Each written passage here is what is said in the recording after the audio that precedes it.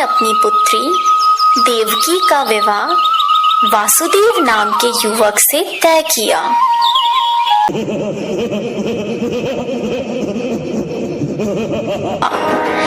देवकी से अत्यंत प्रेम करता था, इसीलिए विवाह संपन्न होने के बाद कंस स्वयं उसको छोड़ने ससुराल गया। जब वह रथ में जा रहे थे तब बीच रास्ते में उनको आकाशवाणी सुनाई दी।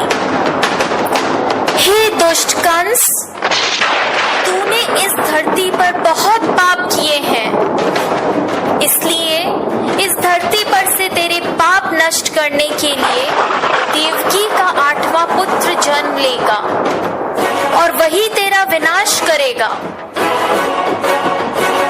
यह सुनकर कंस अत्यधिक भयभीत व क्रोधित हो गया। वह बीच रास्ते में से ही रथ को वापस मथुरा ले गया और देवकी और वासुदेव जी को बंदी गृह में डालकर बंदी बना दिया। कुछ समय बाद देवकी की पहली संतान हुई। जैसे ही कंस को इसकी सूचना मिली, कंस ने देवकी की संतान को मार दिया।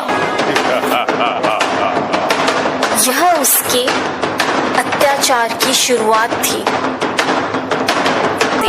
श्री विष्णु भगवान ने अपने पूर्ण अवतार में दर्शन दिए और वासुदेव से कहा, हे वासुदेव, मैंने इस धरती पर कंस जैसे दुष्ट और अत्याचारी मानव का विनाश करने के लिए कृष्ण अवतार में जन्म लिया है।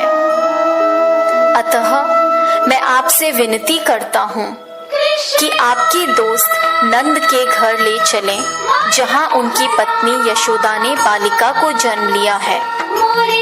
उस बालिका को यहाँ ले आकर मुझे यशोदा के बगल में सुला दें।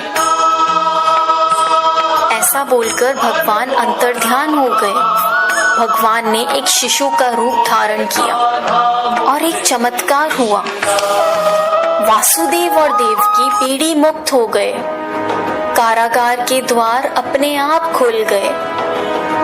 जेल प्रहरी गहरी निद्रा में सो गए और ऐसे समय वासुदेव उस बालक को लेकर नंद के घर चल पड़े।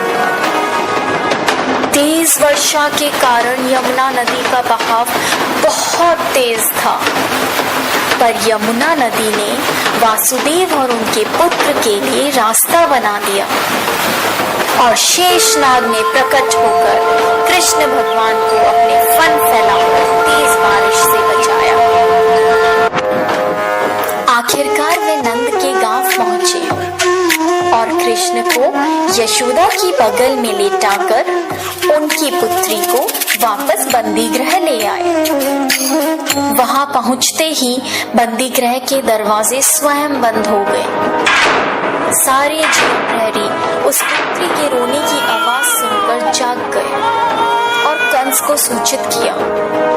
जब कंस को सूचना मिली कि वासुदेव जी की 8वीं संतान पुत्री हुई है, तो कंस उस पुत्री को मारने लगा।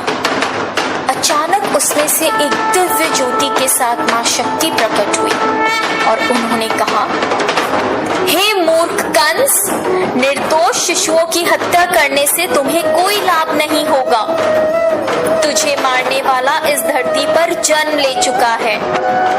तेरा वध करने के लिए देवकी के 8वें पुत्र ने इस धरती पर जन्म ले लिया है और वही तेरा विनाश करेगा। ऐसा कहकर वह दिव्य शक्ति लुप्त हो गई। जब कृष्ण भगवान बड़े हुए तब उन्होंने कंस का वध किया और इस प्रकार कृष्ण भगवान ने धरती पर अत्याचार व बुराई का अंत किया।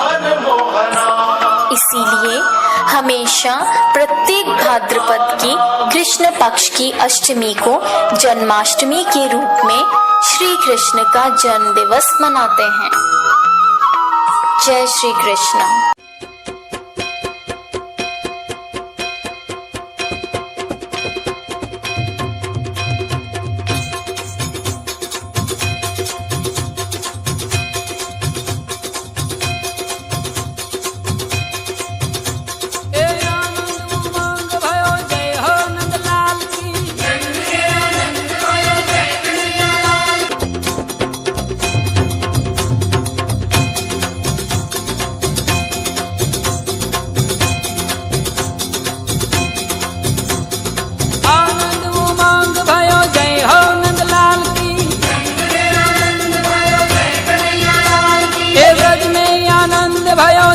यशोदा